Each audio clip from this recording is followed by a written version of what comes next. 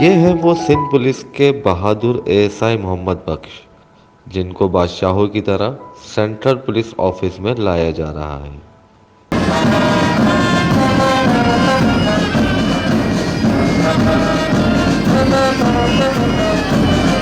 Central police office Karachi میں منعقد ایک تقریب میں سندھ پولیس کے بہادر آفیسر ASI محمد بخش کو بحیثیت مہمان خصوصی مدعو کیا گیا، جس میں ان کے ہمراہ ان کی اہلیہ اور بیٹی بھی تھی۔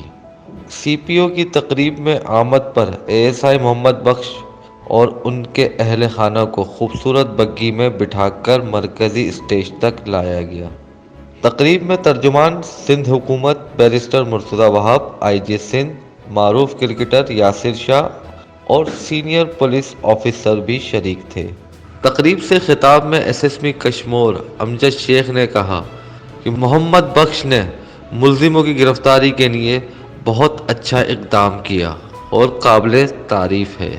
بچی سے زیادتی کے کیس کے حل اور ملوث ملزموں کی گرفتاری کے حوالے سے ASI محمد بخش کی جرأت اور بہادری لائق ستائش اور قابل تعریف ہے۔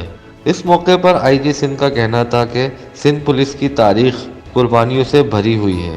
ASI کی بیٹی کے اس عزم اور حوصلے پر اس بچی کو سلام پیش کرتا ہوں اور محکمہ پولیس سندھ کی جانب سے ASI محمد بخش کے لیے 20 لاکھ روپے انعام کا اعلان کرتے ہوئے انہوں نے اس کے لیے ستارہ شجاعت جبکہ ان کی بیٹی کے لیے ستارہ امتیاز کی سفارش ارسال کرنے کا کہا ہے۔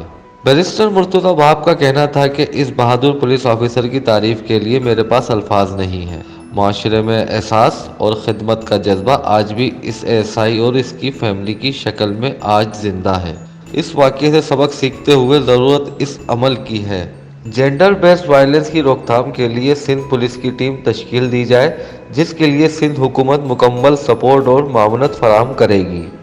انفارچونیٹ واقعہ منظر عام پہ آیا اور جس طریقے سے میں سمجھتا ہوں سندھ پولیس نے، اس بہادر خاندان نے، کشمور پولیس نے کارروائی کی، بحیثیت حکومت کے، بحیثیت قوم کے، بحیثیت والد کے، میں سمجھتا ہوں میرے پاس وہ الفاظ نہیں ہیں ان لوگوں کی جرأت کو، ان لوگوں کی بہادری کو ایکسپلین کرنے کے لیے۔ میں تمام کشمور پولیس کا بھی شکر گزار ہوں، اس قوم کی جانب سے، اس حکومت کی جانب سے، کہ جس طریقے سے آپ لوگوں نے کام کیا، میرے پاس الفاظ نہیں آپ کے لیے۔